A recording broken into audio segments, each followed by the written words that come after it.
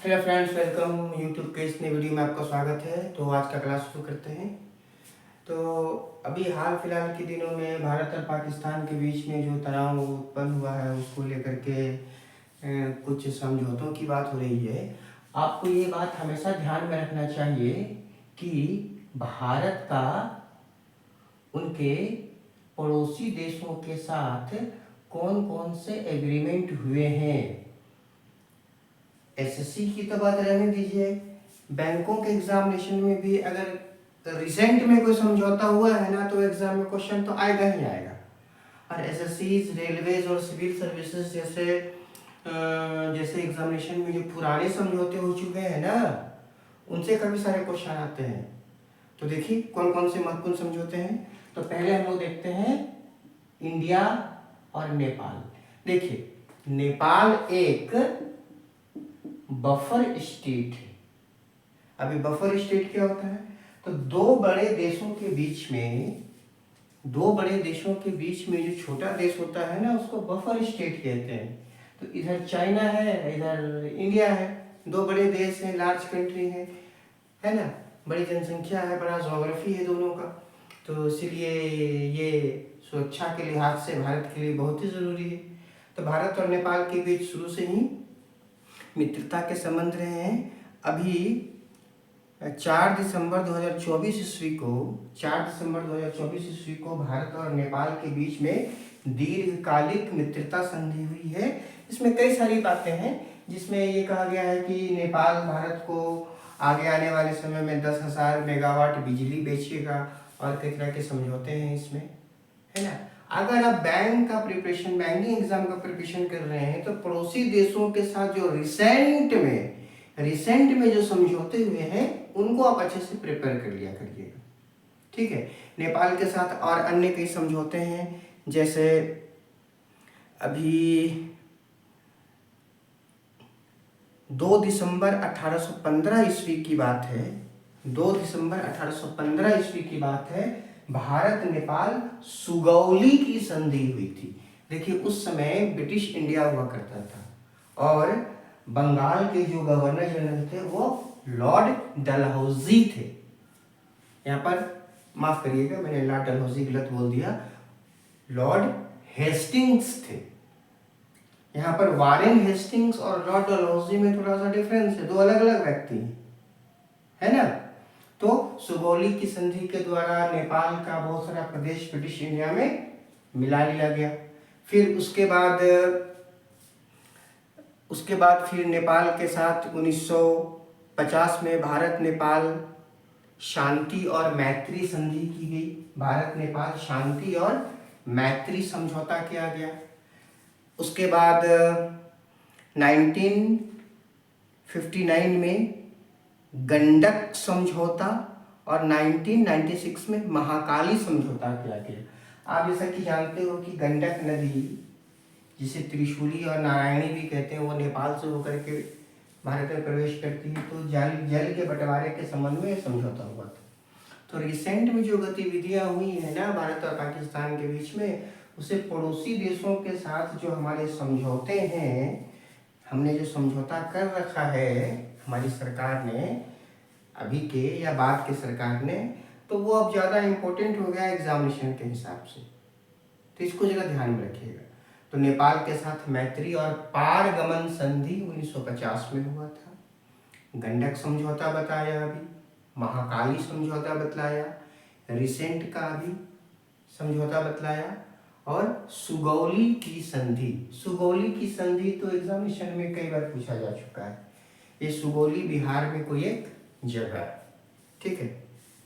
उसी तरह से श्रीलंका, भारत और श्रीलंका के बीच में भी कई अहम समझौते हुए हैं, है ना।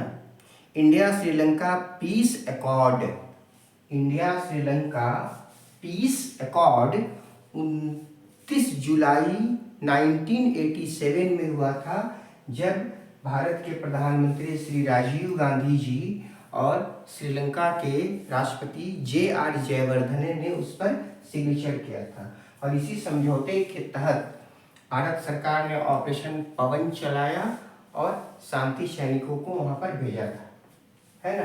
तो भारत और श्रीलंका के बीच में ये एक अहम समझौता है जो एसएससी के एग्जामिनेशन में पूछा जाता है। साथ के साथ ये ध्यान में रखिएगा, मैं बार बार बोल रहा हूँ कि रिसेंट में अगर कोई समझौता है तो उसका पॉइंट बना करके आपको बैंक के एग्जाम में दे देता है, ये पॉइंट सही है, ये पॉइंट गलत है, इतना मीट्रिक टन आयात और निर्यात से संबंधित समझौता हुआ है, बंदरगाहों का यूज होगा, टर्मिनल्स का यूज होगा, ये सब क्वेश्चन एग्जाम में आता है, बैंकों के एग्जाम में। ठीक है। अब उसी तरह से मालदीव के साथ 1981 में, मालदीव के साथ 1981 में ट्रेड एग्रीमेंट हुआ था, व्यापार समझौता हुआ था। ठीक है। और 1976 में भारत और मालदीव के बीच में मैरी टाइम ट्रीटी हुई थी। मैरी टाइम मतलब समुद्र, समुद्र से संबंधित समझौता हुआ था। अभी हाल फिलहाल के दिनों में मालदीव के साथ भारत के रिलेशन में कुछ खटास आ गई थी, कुछ कमी आ गई थी, लेकिन सरकारों के प्रयास से वो रिलेशन अब सुधर रहा है।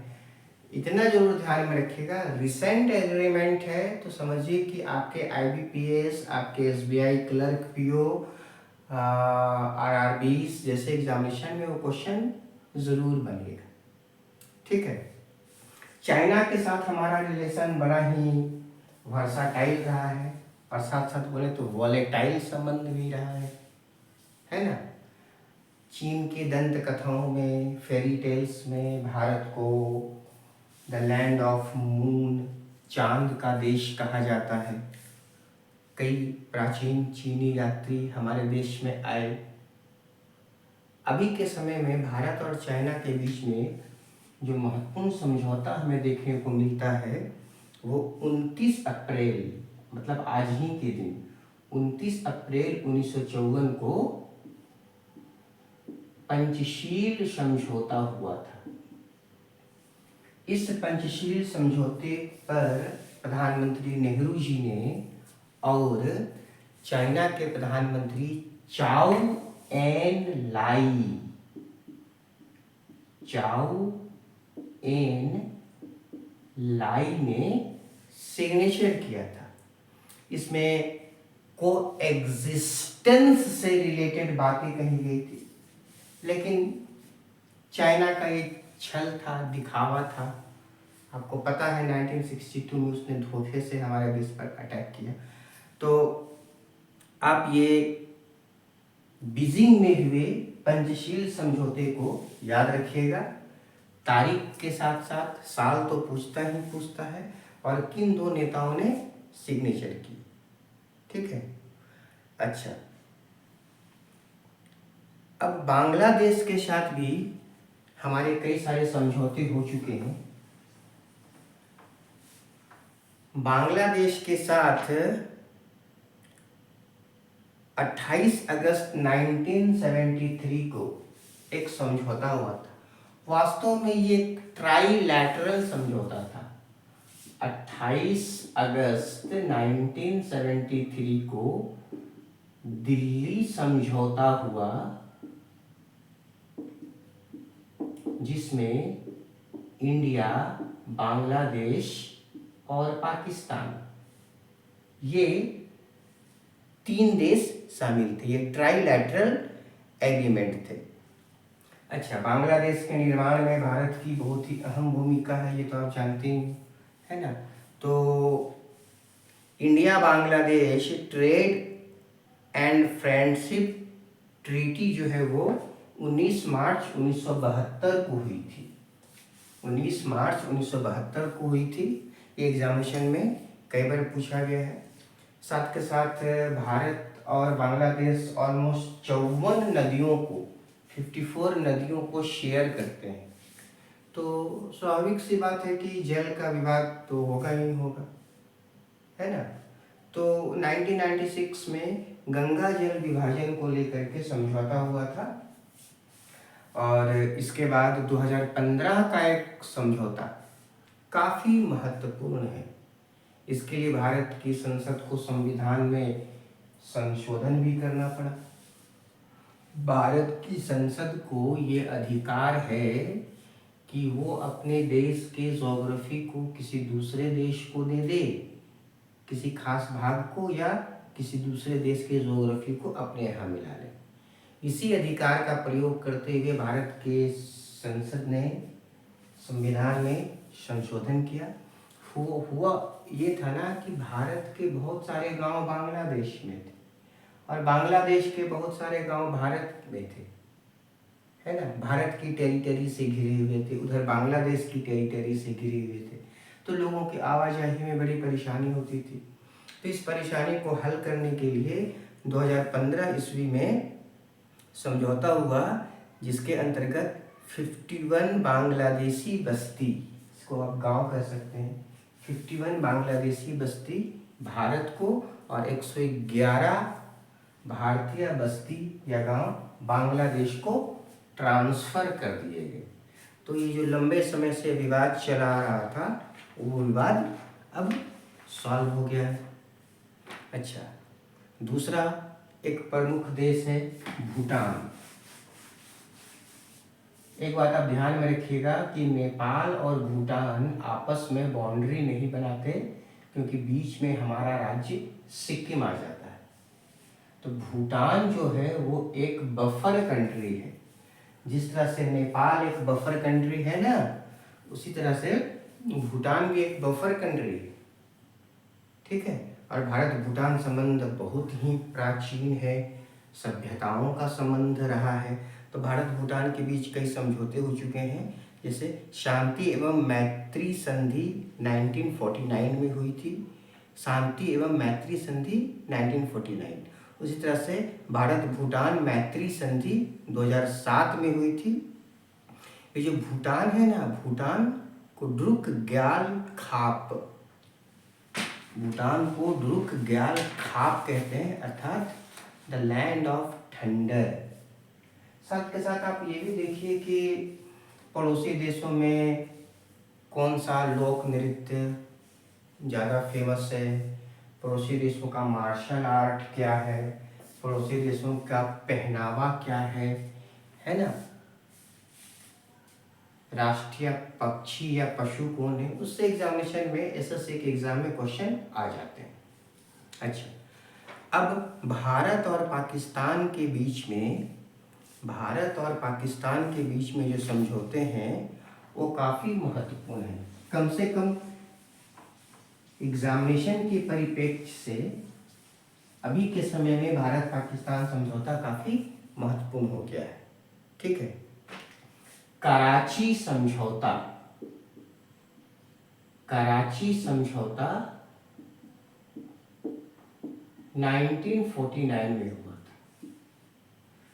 पाकिस्तान ने 1947 में कश्मीर पर जो अटैक कर दिया था, आक्रमण कर दिया था, है ना, उसको लेकर के सीज फायर के लिए United nation commission for India and Pakistan, United nation commission for India and Pakistan की मॉनिटरिंग में कराची समझौता किया गया।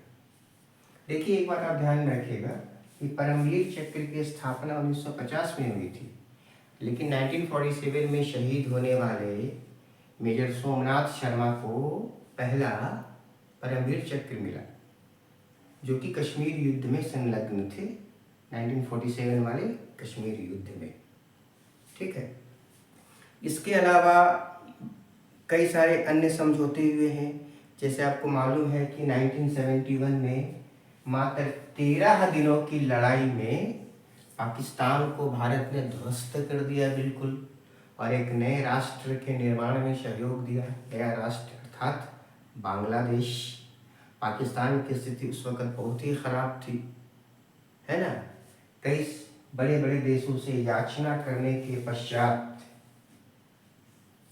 वहाँ के सरकारों ने बड़े बड़े देशों से याचना किया, उसके पश्चात भारत संधि के लिए राजी हुआ और भारत और पाकिस्तान के बीच में 2 जुलाई 1972 ईस्वी को शिमला समझौता हुआ। 2 जुलाई 1972 को शिमला समझौता हुआ, जिसमें प्रधानमंत्री श्रीमती इंदिरा गांधी और पाकिस्तान की तरफ से जुल्फिकार अली भुट्टो ने हस्ताक्षर किए थे। इसी तरह से कुछ ऐसे समझौते हैं जो आपको ध्यान में रखना चाहिए, जैसे परमाणु हथियारों से संबंधित दुर्घटना से होने वाले जोखिम को कम करने के लिए, परमाणु हथियारों से होने वाले दुर्घटना के जोखिम को कम करने के लिए भारत और पाकिस्तान के बीच में 2007 में समझौता हुआ। ठीक है। उसी तरह से आप जानते हैं कि दोनों देश मिसाइल का टेस्ट करते हैं, बैलिस्टिक मिसाइल का टेस्ट करते हैं। तो बैलिस्टिक मिसाइल टेस्ट की पूर्व सूचना कि हाँ भाई हम मिसाइल टेस्ट कर रहे हैं, हम आपको सूचित करें, तो बैलिस्टिक मिसाइल की पूर्व सूचना देने का समझौता 2005 में हुआ था। अच्छा, इसके बाद परमाणु प्रतिष्ठानों और सुविधाओं पर, कई सारे परमाणु प्रतिष्ठान हैं, नरोरा है भारत में, कलपक्कम है, पाकिस्तान में चश्मा 1 है, चश्मा 2 है। ऐसे चश्मा पहनने वाला चश्मा नहीं बोल रहा हूँ, चश्मा का मतलब झरना होता है, कोई जगह है वहाँ पे, है ना। तो परमाणु प्रतिष्ठानों और सुविधाओं पर हमले के निषेध का समझौता, ये समझौता 31 दिसंबर 1988 में हुआ था। इसी तरह से 1950 ईस्वी में पाकिस्तान के पहले प्रधानमंत्री लियाकत अली और नेहरू जी के बीच में दिल्ली समझौता हुआ था, जिसमें दोनों देशों में रहने वाले अल्पसंख्यकों के जीवन, संपत्ति और उनके हितों की सुरक्षा करने से संबंधित प्रावधान थे। ठीक है। और एक जो बड़ा समझौता है इंडस वाटर ट्रीटी, सिंधु जल समझौता, जिसे भारत ने अभी हाल ही में रद्द कर दिया है, इसको लेकर के बड़ा सवाल पूछा जाएगा आपसे। मैं इसी क्लास में पूरा ज्योग्राफी का एक सिस्टम बना करके ज्योग्राफी के हिसाब से वो क्लास कर दूंगा। ठीक है। तो जब ये समझौता रद्द हुआ तो पाकिस्तान कह रहा है कि भाई वार तो घोषित हो चुका है, ये तो जल का युद्ध घोषित हो चुका है। ठीक है। तो इंडस वाटर ट्रीटी जो है वो 19 सितंबर 1960 ईस्वी में हुई थी। 19 सितंबर 1960 ईस्वी में हुई थी और विश्व बैंक ने इसकी मध्यस्थता की थी। भारत की ओर से पंडित जवाहरलाल नेहरू जी ने और पाकिस्तान के राष्ट्रपति फील्ड मार्शल अयूब खान ने हस्ताक्षर किए थे। ठीक है। तो भारत के पड़ोसी देशों के साथ सामाजिक संबंध, सांस्कृतिक संबंध, पड़ोसी देशों के प्रमुख पहनावे, प्रमुख वस्त्र, प्रमुख लोक नृत्य, ये सब एग्जामिनेशन में क्वेश्चन पूछे जाते हैं। मेरा गूगल मीट का ऑनलाइन क्लास ऑलमोस्ट पिछले 3 सालों से चल रहा है ना। कई सारे PDF हैं उसके, उसमें यही सारे टॉपिक को कवर किया गया है। अगर आप चाहें तो कांटेक्ट कर सकते हैं। तो अच्छे से रहिए, पढ़ते रहिए और अच्छे से एग्ज़ाम दीजिए। मिलते हैं नेक्स्ट वीडियो में।